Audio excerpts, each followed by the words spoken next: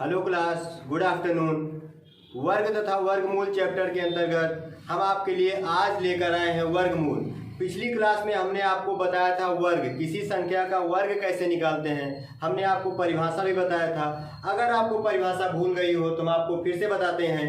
वर्ग क्या होता है? वर्ग किसी संख्या को जब हम उसी संख्या से गुणा करते हैं तो प्राप्त गुणनफल ही वर्ग कहलाता है। अगर हमें वर्गमूल निकालना है तो हम इस परिभाषा को भूलेंगे नहीं, हम इस परिभाषा को याद करेंगे क्योंकि वर्गमूल वर्ग से संबंधित है। इसके लिए इस परिभाषा को आप याद रखिए। अब हमें जैसे पता करना है वर्गमूल किसे कहते हैं। जैसा कि है वर्गमूल, मूल का अर्थ होता है जड़।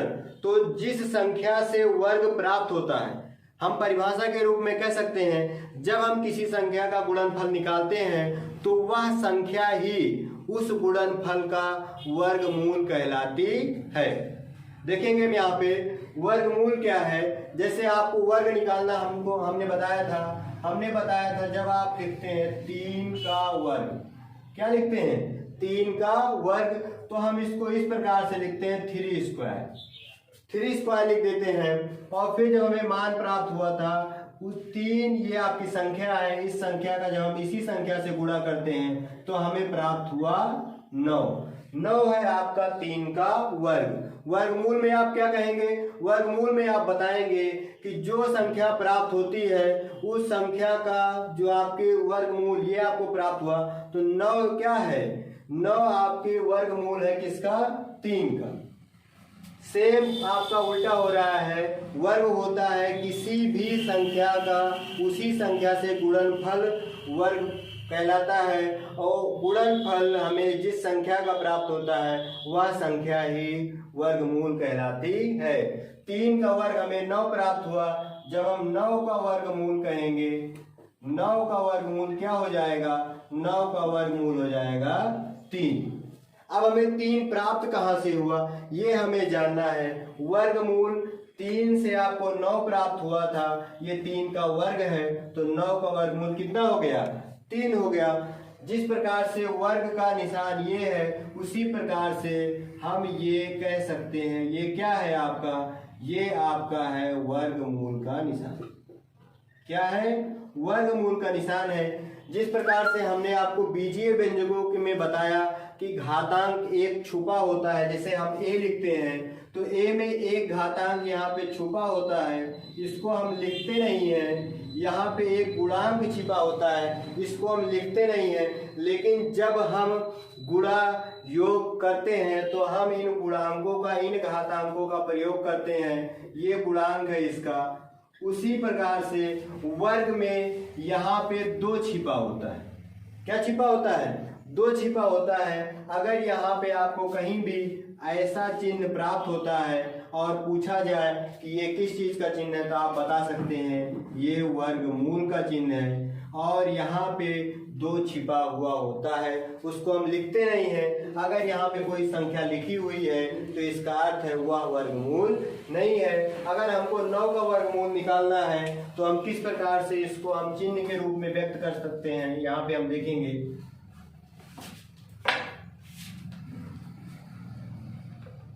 जैसे देखेंगे अगर हमसे कहा जा रहा है 9 का वर्गमूल, क्या कहा जा रहा है?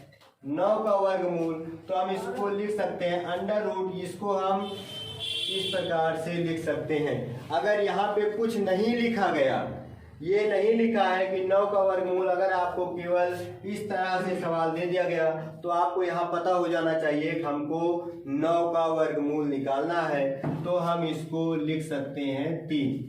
अब देखेंगे इसको अगर हम इस तरह से भी लिख सकते हैं, अंडर रूट 9 को हम 9 की घातांक 1/2 के भी रूप में लिख सकते हैं।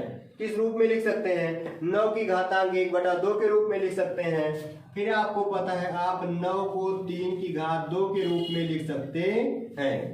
तो आप अंडर रूट 9 को 9 की घातांक 1/2 के रूप में लिख सकते हैं। और आप 9 को आप 3 की घात 2 के रूप में लिख सकते हैं। जब हम यहाँ पे गुणा करेंगे, जैसा कि हम घातांकों का गुणा करते हैं, योग करते हैं, तो आप देखेंगे 3 की घात 2, यहाँ पे गुणा है 1/2 कर देंगे, 2 से 2 कट जाएगा, आपको प्राप्त हो गया क्या? 3। क्या प्राप्त हो गया? 3 प्राप्त हो गया। छोटी संख्याओं का वर्गमूल हम इस तरह से भी निकाल सकते हैं। वैसे आपके पास वर्गमूल निकालने की 2 विधियां हैं। आइए हम उन विधियों का बहुत ही ध्यानपूर्वक अध्ययन करते हैं। आइए हम वर्गमूल निकालने की विधि का अध्ययन करते हैं। छोटी संख्या का वर्गमूल आप घातांक के माध्यम से निकाल सकते हैं, लेकिन यदि संख्याएं बड़ी हों तो आप उसका वर्गमूल कैसे निकालेंगे? इसको वर्गमूल निकालने की 2 विधियां आपको हम बताएंगे। वर्गमूल निकालने की सबसे पहली विधि हम आपको बताएंगे अभाज्य गुणनखंड विधि, और दूसरी विधि जो होती है वो भाग विधि द्वारा। इन दोनों विधियों से आप बहुत ही आसानी से किसी भी संख्या का, बड़ी से बड़ी, छोटी छोटी पूर्ण वर्ग संख्या का आप वर्गमूल निकाल सकते हैं। अभाज्य गुणनखंड विधि क्या होती है? ये पहली विधि बहुत ही आसान है। आप नाम से इसको ना जानते हो अलग बात है। जब सबसे पहले हम लघुत्तम समाप्त वर्धक छोटी छोटी क्लासों में निकालते थे तो वहां पे कहते थे हम लघुत्तम अभाज्य गुणनखंड विधि से निकाल रहे हैं। अभाज्य गुणनखंड विधि वह होती है हम किसी भी संख्या को उसी संख्या से भाग देते हैं जो संख्याएं अभाज्य हैं। अभाज्य संख्याएं हमारी वह संख्याएं होती हैं जो कि किसी भी संख्याएं से विभाजित नहीं होती हैं। जैसे कि आपका 1 होता है, 2 होता है, 3 होता है, 5 होता है, 7 होता है, 9 नहीं होता है क्योंकि 9 कट जाती है, आपकी संख्या 3 से कट जाती है। उसके बाद 11 होता है, 13 होता है। तो हम आज जिस प्रकार से आप लघुत्तम समापवर्तक निकालते थे किसी भी संख्या का, केवल वहाँ पे आपको वर्गमूल नहीं निकालना होता था। यहाँ पे आज हम आपको अभाज्य गुणनखंड विधि से किसी भी संख्या का वर्गमूल कैसे निकालते हैं ये बताएंगे। तो सबसे पहले आइए हम आज एक संख्या का वर्गमूल आपको निकाल के दिखाते हैं अभाज्य गुणनखंड विधि से। संख्या हम लेते हैं 441। क्या लेते हैं? 441। 441 एक पूर्ण वर्ग संख्या है। सबसे पहले हम आपको एक पूर्ण वर्ग संख्या का अभाज्य गुणनखंड विधि से वर्गमूल निकाल कर बताते हैं, जो कि आपको बहुत ही आसान समझ में आएगा। आपको लगेगा कि इस प्रकार तो हम पिछली कक्षाओं में लघुत्तम समापवर्तक निकालते थे, तो ये आपको बहुत ही आसान होगा। हम देखेंगे यहाँ पे 441 को हम इस प्रकार से लिख लेंगे जैसे आप लघुत्तम निकालते थे। हमने कहा हम इसको अभाज्य गुणनखंड विधि से निकालेंगे। मतलब सबसे पहले हम देखेंगे छोटी से छोटी संख्या से किससे कटता है। 1 से हम काटते नहीं हैं, 2 से संख्या कटेगी नहीं क्योंकि 2 से वही संख्याएं कटती हैं जिनके अंत का इकाई आपकी 2, 4, 6, 8, 10 होती है। ये 1 है, 2 से नहीं कटेगी। हम देखेंगे 3 से कटती है कि नहीं, तो 3 से हम इसको काटेंगे। 3 का पहाड़ा हम 4 में पढ़ेंगे, चला जाएगा, 1 बचेगा। आपके पास शेष में 14 बचता है और आपका ये 3 चौक 12 और 3 सत्ते 21, ये आपका हो जाता है 147 आप मिलता है। अब आप देखेंगे 3 से कट रहा है, नहीं कट रहा है। आप 3 चौक 12, 2 बचेगा, 3 9 27, 3 से पुनः ये कट जाएगा। हम 3 से फिर इसको काटेंगे और आपका 3 चौक 12 और 3 9 27। हम पुनः इसको देखेंगे 3 से कटता है कि नहीं। हम 3 से देख रहे हैं, 3 1 के 3 19 में नहीं जाएगा, 3 से नहीं कटेगा। 5 से भी कटेगा नहीं क्योंकि 5 से वही संख्याएं कटती हैं जिनके अंत में 0 या 5 होता है। 7 से हम देखेंगे, 7 से हम देखते हैं 7 का पहाड़ा जब हम 7 बार पढ़ते हैं तो ये 49 कट जाता है और पुनः 7 से इसको हम काटते हैं। इतना कार्य आप लघुत्तम समापवर्तक निकालते वक्त करते थे, लेकिन अब आपको एक्स्ट्रा क्या करना है वर्गमूल निकालने में। हम देखेंगे जब हम 441 का अभाज्य गुणनखंड निकालते हैं तो हमको 3 गुणे 3 गुणे 7 गुणे 7 मिलता है। वर्गमूल में जो सबसे विशेष ध्यान देने योग्य बात है, किसी भी संख्या को आपको एक जोड़े के रूप में लिखना है। अगर संख्याएं जोड़े के रूप में मिल रही हैं तो वह एक पूर्ण वर्ग संख्या है, अगर नहीं मिल रही हैं तो नहीं है। यहाँ पे आप देख रहे हैं 3 आपको जोड़े के रूप में मिला है, 7 आपको जोड़े के रूप में मिला है। आप इसको लिख सकते हैं 3 की स्क्वायर और आप इसको लिख सकते हैं 7 की स्क्वायर। अब जो 2 घात आपको मिल रही है, यहाँ से हम एक पद ले लेंगे, एक संख्या ले लेंगे, 3 यहाँ से ले लेंगे और जो एक जोड़ा और मिल रहा है यहीं से हम ले सकते हैं। इसको लिखने की आवश्यकता नहीं है अगर आप यहाँ से लेना चाहें। एक जोड़े से एक संख्या, एक जोड़े से एक संख्या। अगर यही 3 आपको 2 के अतिरिक्त 3 से 4 बार मिल जाता, तो अगर 4 बार मिलता तो हम पुनः एक बार 3 लिखते। जब हम इसका गुणा करेंगे तो 21 आ जाएगा। तो इस प्रकार हम कह सकते हैं 441 का वर्गमूल कितना है? 21 है। यह बहुत ही आसान आपको लगा होगा। बहुत ही आसानी से आप इस प्रकार से, ये जो आपका अभाज्य गुणनखंड विधि है, क्योंकि आप इसको पिछली कक्षाओं में लिख चुके हैं, इस तरह के सवाल आप हल कर चुके हैं। केवल आपको ध्यान ये देना है जो आपको संख्याएं मिले उस संख्याओं का एक जोड़ा बनना चाहिए। उन जोड़ों से हम एक संख्या निकाल लेते हैं, जितनी भी संख्या है हम सबका गुणा कर लेते हैं, जो हमें प्राप्त संख्या होती है वही हमें दिए गए संख्या का वर्गमूल हो जाती है। तो इस प्रकार से 441 का वर्गमूल क्या हो गया, 21 हो गया। आइए हम दूसरा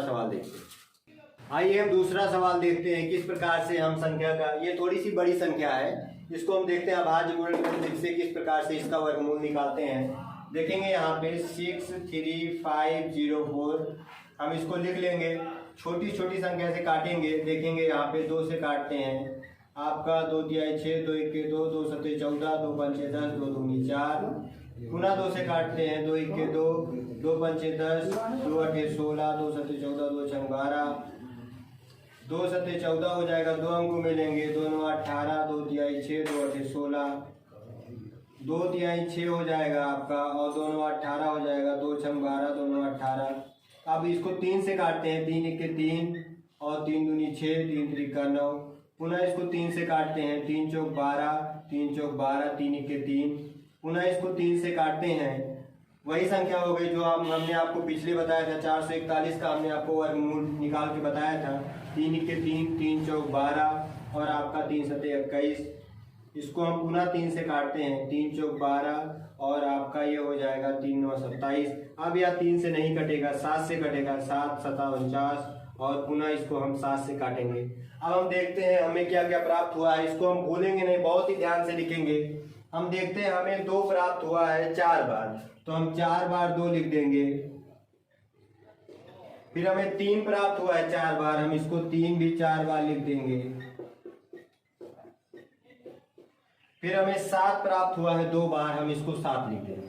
जो हमने कहा कि जोड़े के रूप में ही संख्याओं को हम लिखते हैं और जोड़े से एक संख्या ले लेते हैं। हम यहाँ जोड़ा बनाएंगे, 2 का जोड़ा हमें 2 बार मिल रहा है, 3 का जोड़ा हमें 2 बार मिल रहा है और 7 का जोड़ा हमें 1 बार मिला है। हम सभी जोड़ों से संख्याओं को ले लेंगे, 2 से 1 लेंगे 2 मिलेगा, यहाँ से 1 लेते हैं, यहाँ 3 से लेंगे 1 बार, यहाँ 3 से 1 बार और फिर 7।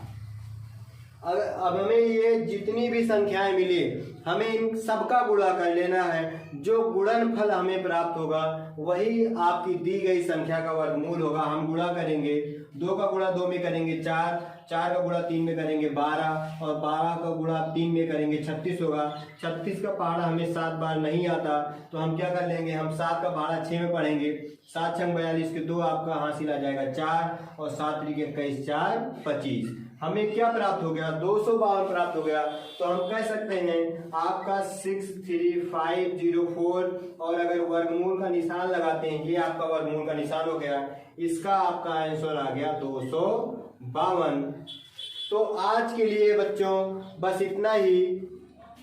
अगली वीडियो में हम आपको बताएंगे कि किस तरह से भाग विधि से आप वर्गमूल निकाल सकते हैं, दशमलव संख्याओं का वर्गमूल आप किस तरह से निकाल सकते हैं। तो अगली वीडियो को बहुत ही ध्यान से देखिएगा और अभी जो आपको ये बताया गया इसको भी आप बहुत ध्यान से देखिए। अगर इसमें कुछ भी नहीं समझ में आ रहा है या कुछ ऐसी पॉइंट जो आपको समझ में नहीं आ रहा है तो आप कमेंट में इसको अवश्य लिखें, जिससे कि हम आपको पुनः एक बार इसको बता सकें। धन्यवाद।